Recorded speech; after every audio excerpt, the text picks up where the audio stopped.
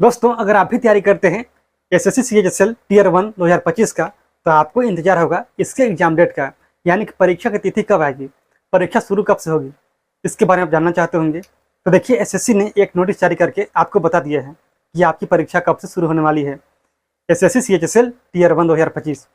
आप यहाँ पर देख लीजिए कि किन लोगों को परीक्षा में बैठने की अनुमति नहीं मिलेगी, यानी कि किन लोगों को रोका जाएगा परीक्षा में बैठने से। लेकिन रोकना दूर की बात है, आपका जो एग्जाम सिटी होगा या फिर एग्जाम डेट वो आएगा ही नहीं। तो रोकने की बात अलग है।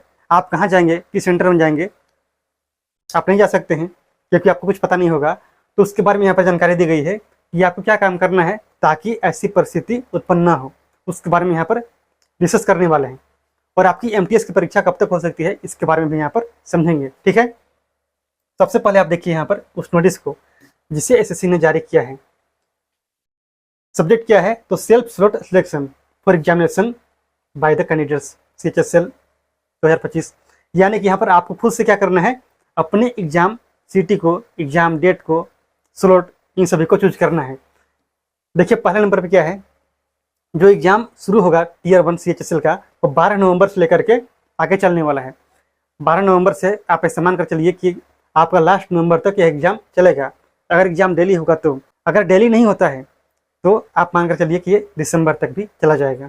ठीक है, और आगे देखिए, जो भी कैंडिडेट्स होते हैं जो एग्जाम देते हैं, उन्हें उनके सुविधा के अनुसार अपना सिटी, एग्जाम डेट और स्लॉट यानी कि शिफ्ट ये चूज कर सकते हैं।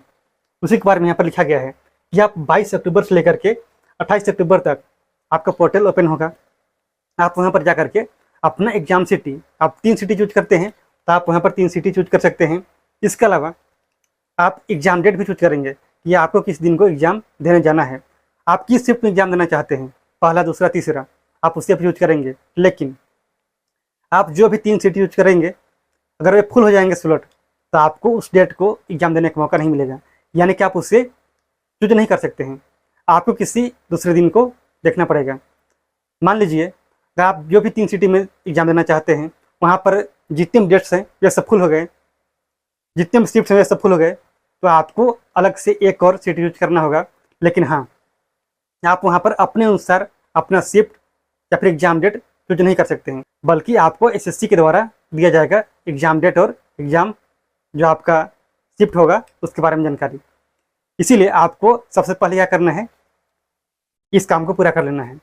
और यहाँ पर यह भी लिखा गया है कि अगर आप इस काम को पूरा नहीं करते हैं, यानी कि आप जो पोर्टल ओपन होगा 22 से 28 तक, उसके बीच में अगर आप कोई भी सिटी चूज नहीं करते हैं, अपना स्लॉट नहीं बुक करते हैं, तो आपको ऐसा माना जाएगा कि आप एग्जाम देना नहीं चाहते हैं। उसके बारे में यहाँ पर लिखा गया है पॉइंट नंबर 4 में। इसीलिए आपको इस बात को ध्यान में रखना है।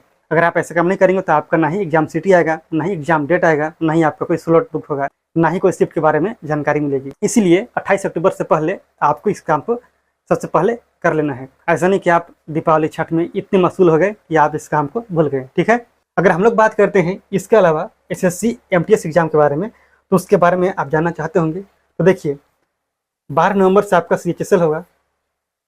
हम मान कर चलते हैं कि लास्ट नवंबर तक, यानी कि पूरे नवंबर महीने में ये एग्जाम खत्म हो जाएगा। किसका, सीएचएसएल का टीयर 1।